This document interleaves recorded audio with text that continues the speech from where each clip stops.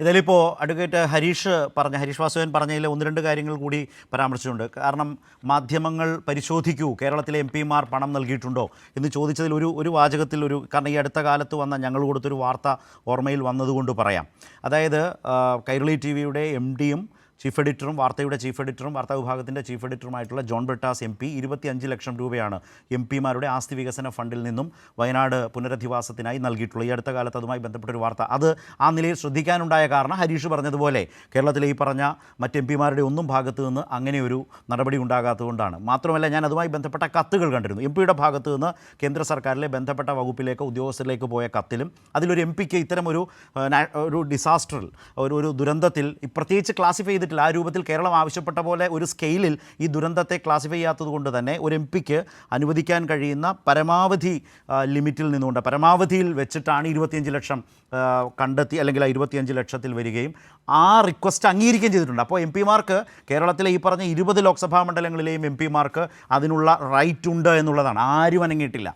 അതിപ്പോൾ ഈ പറഞ്ഞതുണ്ട്. അവിടെയാണ് ഞാൻ ഈ പറഞ്ഞ ജോൺ ബ്രിട്ടാസ് MP 25 ലക്ഷം നൽകിയിട്ടുണ്ട്. നിശ്ചയമായും മറ്റ് MP-മാർക്കും അത് ഒരുപക്ഷെ ശ്രദ്ധിക്കാത്തതാകാം, ബോധപൂർവ്വമൊന്നും ആകണമെന്നില്ല. ഞാനിപ്പോൾ ഏതായാലും അങ്ങനെയൊന്നും പറയുന്നില്ല. പക്ഷേ അങ്ങനെയും അവസരമുണ്ട്. അങ്ങനെ ചെയ്യാതിരിക്കുകയും ഇങ്ങനെയൊക്കെ പറഞ്ഞു നടക്കുകയും ചെയ്യുന്നത് കാണുമ്പോഴുണ്ടാകുന്ന ഒരു പ്രശ്നമാണ് ഹരീഷ് പറഞ്ഞില്ലേ. പിന്നെ മറ്റൊരു കാര്യം, ഇപ്പോൾ വാർത്ത ചെയ്യുമ്പോൾ നിശ്ചയമായും ഇപ്പോൾ നമുക്കറിയാം ഈ ദുരന്തവുമായി ബന്ധപ്പെട്ട് മാധ്യമങ്ങൾ അഹോരാത്രം പണിയെടുത്തിട്ടുണ്ട്. എല്ലാ മാധ്യമങ്ങളും വളരെയധികം പണിയെടുത്തിട്ടുണ്ട്. വലിയ ബുദ്ധിമുട്ടിലൂടെ കടന്നുപോയ കാലം തന്നെയായിരുന്നു. അതുകൊണ്ട് ഒരുപാട് ഓഫറുകൾ മുന്നോട്ട് വെച്ചിട്ടുണ്ട്. അതിന് ഒരുപാട് താല്പര്യങ്ങളൊക്കെ ഉണ്ടാകാം. കാരണം ഈ റേറ്റിംഗുമായി ബന്ധപ്പെട്ട മത്സരത്തെ അതൊക്കെ സ്വാധീനിക്കുമെന്നെങ്കിൽ ആകട്ടെ, എങ്കിലും നാടിന് മെച്ചപ്പെടുമെങ്കിൽ നല്ല കാര്യമാണല്ലോ എന്ന് വിചാരിക്കുകയാണ്. അങ്ങനെയൊക്കെ വലിയ പരിശ്രമം നടത്തിയ സംവിധാനം നാട്ടിലുള്ളപ്പോഴും അതിനെ ആകെ അട്ടിമറിച്ച് ജനങ്ങളുടെ മുമ്പിൽ സംശയം സൃഷ്ടിക്കുന്ന വിധത്തിലേക്ക് ഒരു വാർത്ത വരുമ്പോൾ അത് വളരെ സ്പഷ്ടമായി ഹരീഷ് പറഞ്ഞ പോലെ ഇവിടുത്തെ സംസ്ഥാന സർക്കാരുമായി ബന്ധപ്പെട്ട് ആഫിഡവിറ്റ് തയ്യാറാക്കിയവരുമായി ബന്ധപ്പെട്ട് ഈ ചാനലുകൾക്കൊക്കെ ഞങ്ങൾക്കടക്കം നിയമകാര്യ ലേഖകന്മാരുണ്ട്. പല രൂപത്തിൽ അതിൽ ക്രോസ് ചെക്ക് ചെയ്യാം. ഇങ്ങനൊരു വിവരം വന്നിരിക്കുന്നു, അങ്ങനെയാണെങ്കിൽ ഇത് തെറ്റാണ്, ഞങ്ങൾ വാർത്ത കൊടുക്കും, നിങ്ങളുടെ അഭിപ്രായം എന്താണെന്ന് ചോദിക്കാം. മനസ്സിലാക്കേണ്ടത് ചോദിച്ചിട്ടില്ല എന്നാണ് നേരത്തെ ഹരീഷ് പറഞ്ഞതുപോലെ. അവിടെയാണ് ഞാൻ പറയാൻ പോകുന്നത്. ഞാൻ ഉത്തരവാദിത്തത്തോടെ ഒരു കാര്യം പറയാം.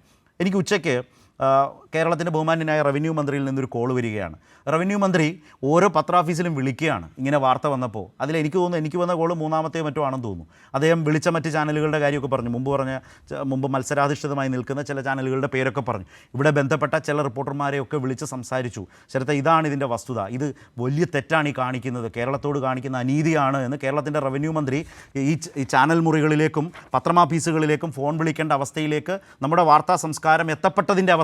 അങ്ങനെ പറഞ്ഞതുകൊണ്ട് ചില വിശദീകരണങ്ങളൊക്കെ നൽകാൻ ചില ആളുകൾ തയ്യാറായതാണ് ചില വീഡിയോയായി നമ്മുടെ മുമ്പിൽ വരുന്നത്. അപ്പോൾ ഇതാണ് ഇതിൻ്റെ ഒരു അവസ്ഥ എന്ന് പറയുന്നത്.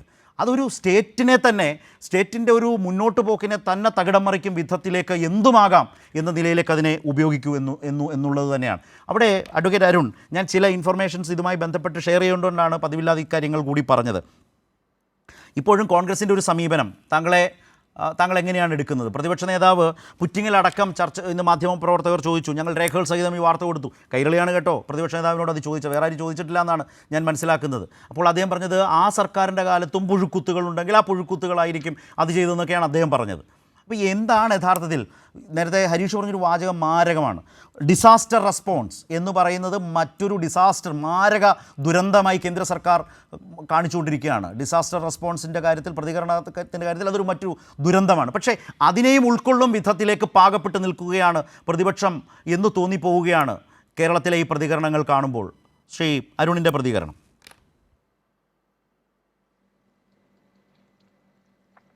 ശരത്ത്, ഈ ദുരന്ത മുഖങ്ങളിൽ നമ്മൾ അത്ര രാഷ്ട്രീയം കാണിക്കാറില്ല. കാരണം നമ്മൾ ഒറ്റക്കെട്ടായിട്ടാണ് നിൽക്കുന്നത്. മാധ്യമങ്ങളും പാലിക്കേണ്ട ചില മര്യാദകളുണ്ട്.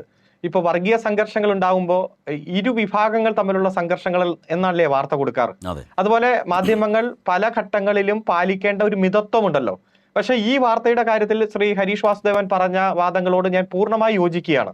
ഒരു ഫാക്ട് ഫൈൻഡിങ് നടത്താതെ വാർത്തകൾ കൊടുക്കുകയും അതിൽ പരമാവധി തൂങ്ങിപ്പിടിച്ച് കിടക്കുകയും ഒരു രക്ഷയുമില്ലാതെ വന്നപ്പോൾ മാപ്പ് അപേക്ഷിക്കുകയും ചെയ്യുമ്പോഴും പൊതുമണ്ഡലത്തിൽ നിന്ന് ഈ വാർത്ത പോകുന്നില്ലല്ലോ. ഇത് കൃത്യമായിട്ട് യൂട്യൂബിലും മറ്റും കിടക്കുകയാണ്. വലതുപക്ഷം വലിയ രൂപത്തിൽ ഇത് പ്രചരിപ്പിക്കുകയാണ്. കേട്ടാൽ അറയ്ക്കുന്ന തരത്തിലുള്ള ആരോപണങ്ങൾ ട്രോളായിട്ട് മുഖ്യമന്ത്രിക്കും മന്ത്രിമാർക്കുമെതിരെ ഈ ഡിസാസ്റ്റർ മാനേജ്മെന്റിന്റെ ഭാഗമായി മന്ത്രിമാർ എത്ര ദിവസമാണ് അവിടെ മന്ത്രി തല സംഘം അവിടെ തന്നെ താമസിച്ചുകൊണ്ട് ഈ പ്രവർത്തനങ്ങൾക്ക് നേതൃത്വം കൊടുത്തത്? ഒരാരോപണവും ഇതുവരെ ഈ ദുരന്തമുണ്ടായി ജൂലൈ മാസം 30-ന് ദുരന്തമുണ്ടായി ഇതുവരെ ഈ ദുരിതാശ്വാസ പ്രവർത്തനങ്ങളുമായി ബന്ധപ്പെട്ടുകൊണ്ട് ഗവൺമെന്റിന്റെ സമീപനത്തിൽ ഒരു കുറവുണ്ടായി എന്ന് തെളിയിക്കുന്ന ഒരാരോപണവും ഇതുവരെ വന്നില്ല. 114 കുടുംബങ്ങൾക്ക് 6 ലക്ഷം രൂപ വീതം വിതരണം ചെയ്തു. 670 കുടുംബങ്ങൾക്ക് 6000 രൂപ വീതം ഇപ്പൊ മാസം വാടക കൊടുത്തുകൊണ്ടിരിക്കുകയാണ്. 1187 പേർക്കാണ് 300 രൂപ വീതം ദിവസം കൊടുത്തുകൊണ്ടിരിക്കുന്നു. അവരൊരു ജോലിക്ക് പോയാൽ കിട്ടുന്ന തുക പോലെ കൊടുത്തുകൊണ്ടിരിക്കുകയാണ്. അത്തരത്തിൽ എത്രയോ നൂതനമായിട്ടുള്ള ആശയം നടപ്പാക്കി മുന്നോട്ട് പോകുമ്പോൾ ഒരാക്ഷേപവും ഇല്ലാതെ ഒറ്റക്കെട്ടായി എല്ലാ വിഭാഗം ആളുകളെയും കൂട്ടിയോജിപ്പിച്ചുകൊണ്ട് മുന്നോട്ട് പോകുമ്പോൾ പ്രധാനമന്ത്രി പറഞ്ഞ വാക്കുകളെയൊക്കെ നമ്മൾ വിശ്വസിച്ചു. ഈ ചർച്ചകളിൽ എല്ലാം വന്നിരുന്നു നമ്മൾ പറഞ്ഞത് ഈ സംസ്ഥാനത്തിന്റെ ഒപ്പമുണ്ടാകുമെന്നുള്ള പ്രധാനമന്ത്രിയുടെ വാക്കുകളെ നമ്മൾ അതേ രൂപത്തിൽ തന്നെ സ്വാഗതം ചെയ്യുന്നു. വലിയ തരത്തിൽ നമ്മുടെ ജനതയെ സഹായിക്കും എന്ന് തന്നെയാണ് പ്രതീക്ഷിച്ചത്. ഇപ്പൊ 40 ദിവസമായി പ്രധാനമന്ത്രി വന്നു പോയിട്ട് കോൺഗ്രസിന്റെ പ്രതിനിധിയോട് ചോദിച്ച ചോദ്യം, എന്തുകൊണ്ട് ത്രിപുരയ്ക്കും ആന്ധ്രയ്ക്കും തെലങ്കാനയ്ക്കും ആസാമിനും സിക്കിമിനും ബീഹാറിനും കൊടുത്ത ഒരു പരിഗണന, അതായത് ഒരു ദുരന്തം ഉണ്ടാകുമ്പോൾ ഒരു ഇൻട്രീം സഹായം, ഒരു ഇടക്കാല സഹായം എന്തുകൊണ്ട് കേരളത്തിന് തന്നില്ല? 50 ദിവസം കഴിഞ്ഞല്ലോ. കോൺഗ്രസിന്റെ നിലപാട് എന്താണ് ഈ വിഷയത്തിൽ?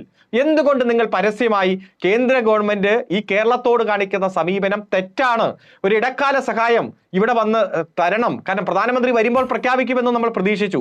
അതിനുശേഷം ഇത്ര 40 ദിവസം കഴിഞ്ഞിട്ടും എന്തുകൊണ്ട് ഈ സഹായം കിട്ടിയില്ല? കോൺഗ്രസിന്റെ നയം വ്യക്തമാക്കണം.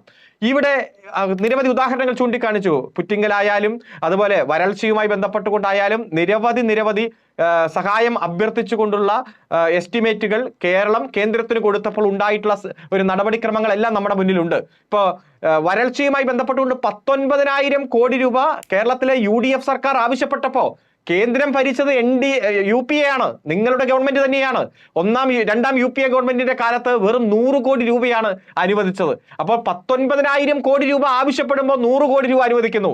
മറ്റ് പല ഘട്ടത്തിലും ആവശ്യപ്പെട്ടത് ഒന്നും കൊടുക്കുന്നില്ല. അപ്പോ ഈ ഉരുൾപൊട്ടലിന്റെ പശ്ചാത്തലത്തിൽ നമ്മൾ ഏറ്റവും കൂടുതൽ ആവശ്യപ്പെടുമ്പോൾ ഒരു എസ്റ്റിമേറ്റ് കൊടുക്കുമ്പോൾ ആ എസ്റ്റിമേറ്റിന്റെ ഭാഗമായി പരമാവധി ഈ ജനങ്ങൾക്ക് ഒരു സഹായം കിട്ടാൻ വേണ്ടി നമ്മൾ കൊടുക്കുകയാണ്. അപ്പോൾ തെറ്റിദ്ധരിപ്പിക്കുന്ന നുണ വാർത്തകൾ പ്രക്ഷേപണം ചെയ്യുമ്പോഴും ആ നുണ വാർത്ത നിങ്ങൾ പ്രചരിപ്പിക്കുമ്പോഴും മനസ്സിലാക്കേണ്ട ചില കാര്യങ്ങളുണ്ട്. ഇപ്പൊ ഒരു കെട്ടിടം 5000 സ്ക്വയർ ഫീറ്റ് ആയാലും 400 സ്ക്വയർ ഫീറ്റ് ആയാലും തകർന്നു പോയാൽ ഈ നിയമപ്രകാരം കൊടുക്കാൻ കഴിയുക 1,30,000 രൂപ മാത്രമാണ്. ഈ കേരളത്തിൽ ഏതെങ്കിലും ഒരു വീട് 1,30,000 രൂപയ്ക്ക് നമുക്ക് പുനർനിർമ്മിക്കാൻ കഴിയുമോ? ഒരു 250 ചാക്ക് സിമെന്റ് വാങ്ങിക്കണമെങ്കിൽ ഇപ്പോൾ ഈ പറഞ്ഞ തുക വേണ്ടിവരും. കൃഷിസ്ഥലം എത്ര നഷ്ടപ്പെട്ടു? ആ 3 വാർഡുകൾ ഇല്ലാതായില്ലേ? നമുക്ക് അതിന്റെയൊക്കെ നഷ്ടം കണക്കുകൂട്ടി എടുക്കാൻ കഴിയുമോ? എത്രയോ പേരുടെ ശവശരീരം ഇനി കിട്ടാനുണ്ട്. എത്ര പേർ മരണപ്പെട്ട് കാണാത്തവരുണ്ട്. 500-ലധികം മരണമുണ്ടായ ഇന്ത്യയിലെ ഏറ്റവും വലിയ ഉരുൾപൊട്ടൽ എടുത്ത് പരിശോധിച്ചാൽ അതിലെ 3-ാം സ്ഥാനത്ത് നിൽക്കുന്ന ഒരു ഉരുൾപൊട്ടലല്ലേ? കേരളത്തിൽ സമാനമായിട്ടുള്ള ഒരു ഉരുൾപൊട്ടൽ ഉണ്ടായിട്ടില്ല. അപ്പൊ ആ ദുരന്തമുഖത്ത് നിൽക്കുമ്പോൾ ഈ കേരളത്തിൽ ഈ ദുരന്തം അനുഭവിച്ചവർക്ക് പരമാവധി സഹായം കിട്ടട്ടെ എന്നൊരു നിലപാടല്ലേ പ്രതിപക്ഷം സ്വീകരിക്കേണ്ടത്, വലതുപക്ഷം സ്വീകരിക്കേണ്ടത്, മാധ്യമങ്ങൾ സ്വീകരിക്കേണ്ടത്? അപ്പോ ഗവൺമെന്റ് എന്തോ വലിയ തെറ്റ് ചെയ്തു, ഏതെങ്കിലും ഇപ്പൊ ഹൈക്കോടതിയുടെ ഉത്തരവുണ്ട്, ഉത്തരവിൽ എക്സ്പെൻഡിച്ചർ എന്നൊരു വാക്ക് കാണിച്ചു തരാൻ കഴിയോ? ഒരു പേജിലും ഒരു വാക്ക് എക്സ്പെൻഡിച്ചർ എന്ന വാക്കില്ല. എല്ലാം എസ്റ്റിമേറ്റ് തന്നെയാണ്. എക്സ്പെൻഡിച്ചറും എസ്റ്റിമേറ്റും തമ്മിലുള്ള വ്യത്യാസം അറിയാത്തവരല്ലല്ലോ ഇവിടുത്തെ മാധ്യമങ്ങൾ. ഏറ്റവും ആദ്യം ഈ വാർത്ത പ്രക്ഷേപണം ചെയ്ത വ്യക്തിക്ക് MA ഇംഗ്ലീഷുകാരനാണെന്നാണ് ഞാൻ മനസ്സിലാക്കിയത്. ഒന്ന് വായിച്ച് കൃത്യമായി മനസ്സിലാക്കണ്ടേ? Fact checking നടത്തണ്ടേ? മന്ത്രിമാരെ വിളിച്ച് അന്വേഷിക്കണ്ടേ? അല്ലെങ്കിൽ ഇതുമായി ബന്ധപ്പെട്ടുകൊണ്ടുള്ള ദുരന്ത നിവാരണ അതോറിറ്റിയോട് ചോദിക്കണ്ടേ? അത്തരത്തിലൊന്നും ചോദിക്കാതെ പൊതുമണ്ഡലത്തിലേക്ക് ഇത്രയും വ്യാജ വാർത്ത കൊടുത്ത് ഈ ദുരന്തം അനുഭവിച്ച ജനങ്ങളുടെ മേലിൽ കൂടുതൽ ദുരന്തം അടിച്ചേൽപ്പിച്ച് ഇപ്പോൾ മാപ്പുമായി വന്നാലും പൊതുമണ്ഡലത്തിൽ കേരളത്തിലുണ്ടാക്കിയ ക്ഷീണം, പ്രത്യേകിച്ച് കേന്ദ്രത്തിൽ നിന്ന് ഒരു സഹായവും കിട്ടാത്ത അവസ്ഥയിൽ എന്തെങ്കിലും കിട്ടുമായിരുന്നെങ്കിൽ അതുപോലും ഇല്ലായ്മ ചെയ്യുന്ന തരത്തിലുള്ള ഈ പ്രവർത്തനത്തിനെതിരെ നിയമ നടപടി തന്നെ സ്വീകരിക്കണം. പ്രത്യേകിച്ച് ഹൈക്കോടതി ഡിവിഷൻ ബെഞ്ചിന്റെ മുമ്പിൽ ഈ കേസ് പരിഗണനയിലാണ്. ഇടക്കാല ഉത്തരവാണ് വന്നിരിക്കുന്നത്. ആ കോടതി ഉത്തരവിനെയാണ് ദുർവ്യാഖ്യാനം ചെയ്ത് ഇത്രയും ഡാമേജിംഗ് ആയിട്ടുള്ള വാർത്ത പ്രക്ഷേപണം ചെയ്തത്. ലോകം മുഴുവൻ ഈ വാർത്ത കണ്ടു. കേരളം വലിയ തെറ്റ് ചെയ്തു, ഗവൺമെന്റ് വലിയ കുറ്റകൃത്യം ചെയ്തിരിക്കുന്നു എന്ന രൂപത്തിൽ ഗവൺമെന്റിനെ അപകീർത്തിപ്പെടുത്തുന്ന, അപമാനിക്കുന്ന പ്രവൃത്തി ഉണ്ടായി. കേന്ദ്രത്തിന്റെ ഭാഗത്തുനിന്ന് ഇനിയും ഡിലേ വരികയാണ് ദുരിതാശ്വാസ സഹായം, ഇടക്കാല സഹായം വരുന്ന കാര്യത്തിൽ. അതുകൊണ്ട് ശക്തമായിട്ടുള്ള നടപടികൾ, നിയമ നടപടികൾ സ്വീകരിച്ച് തന്നെ ഗവൺമെന്റും ദുരിതാശ്വാസ പ്രവർത്തനങ്ങൾക്ക് നേതൃത്വം കൊടുക്കുന്നവർ മുന്നോട്ട് പോകുമെന്ന് തന്നെയാണ് ഞാൻ മനസ്സിലാക്കുന്നത്. കാരണം അല്ലെങ്കിൽ ഇനിയും ഇത്തരത്തിലുള്ള വാർത്തകൾ വരും, ഇത്തരത്തിലുള്ള നുണപ്രചരണം വരും. ഇവർക്കെല്ലാം റേറ്റിംഗിലാണ് ശ്രദ്ധ, ഇവർക്ക് ഒന്നാമതെത്താനാണ് മത്സരം. അതിനുവേണ്ടി ആരെ ഉറ്റിക്കൊടുക്കാനും, ജനങ്ങളെ ഉറ്റിക്കൊടുക്കാൻ, ഈ ദുരന്തം അനുഭവിച്ചവർക്ക് കൂടുതൽ ദുരന്തങ്ങൾ അടിച്ചേൽപ്പിക്കുന്ന കാര്യത്തിൽ ഒരു മടിയും ഒരു ഭയവും ഇല്ലാത്ത തരത്തിലേക്ക് പോയാൽ ഇതിനെല്ലാം ഒരു കടിഞ്ഞാണിടുന്ന ഇടപെടൽ കോടതിയുടെ ഭാഗത്തുനിന്ന്, ഗവൺമെന്റിന്റെ ഭാഗത്തുനിന്ന് ഉണ്ടാകണം. അതിനുവേണ്ടി ജനങ്ങൾ ഏറ്റവും നല്ല പ്രചോദക ശക്തിയായിട്ട് തന്നെ നിലനിൽക്കണം എന്നതാണ് എന്റെ അഭിപ്രായം.